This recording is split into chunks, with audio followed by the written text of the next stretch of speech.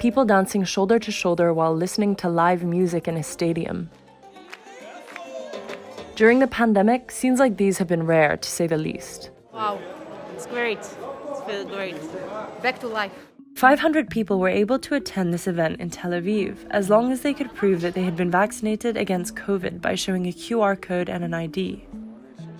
It's part of a so-called Green Pass system, which is also accepted by gyms, museums, bars, and restaurants, as authorities want to demonstrate that getting COVID shots gives access to gatherings and public events.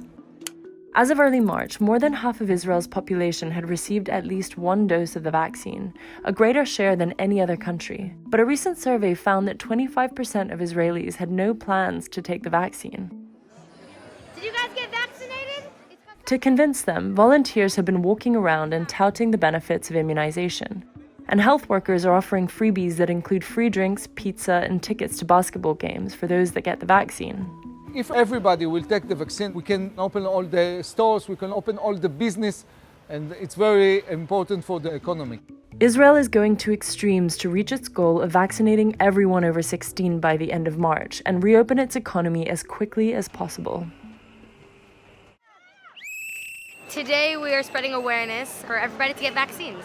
Ellie Greenfield is a volunteer medic. At this market in Jerusalem, she helped spread the word by encouraging people to get vaccinated at a nearby bar, where other volunteers were also offering drinks. The idea here is for them to come to the bar, they'll then receive a drink, a non-alcoholic drink, in return for getting vaccinated. There you go. By early March, the majority of people aged 50 and above had been fully vaccinated, while less than half of the population under 40 had received their first dose. Those who say they are wary of taking the vaccine cite different reasons. According to a survey, 41% of people who hadn't yet been vaccinated said they feared side effects, and 30% said they weren't sure if the vaccine was effective. One issue health workers are focused on is vaccine misinformation, stressing to people that vaccines have gone through clinical trials before being authorized by local authorities. People have a lot of fears because they hear a bunch of things from different friends or different news channels that aren't necessarily true. To help with that, we have volunteers who are out and around in the market, explaining to people the importance, answering questions, and actually bringing them here. Some campaigns focus on the ultra-Orthodox and Arab communities, where some have been skeptical of the vaccination program.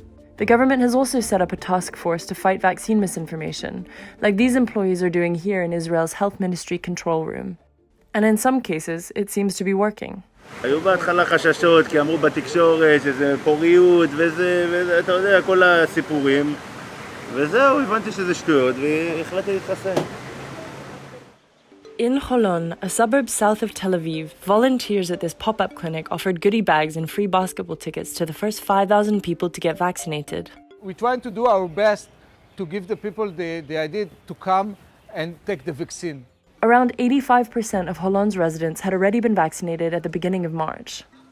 One reason Israel is pushing its vaccination program so hard is that it's crucial to the country's plan to reopen its economy quickly.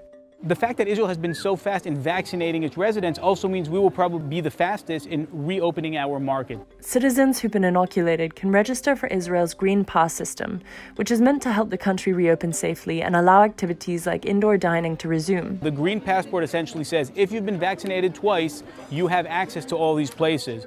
Some other countries, including Saudi Arabia and the EU, have said they were considering similar systems for people who had gotten their vaccines.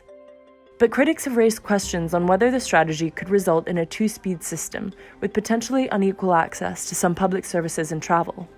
Israel says the system isn't affecting access to essential services. For the first time, we are allowed to have a rock concert, but the restrictions still apply, so only 500 people can attend this show. There are 30,000 seats and 500 people. But Green Passes are allowing people to take cautious steps towards normalcy. The Green Pass program is great. It feels like things are starting to open up and getting back to what we were used to a while ago.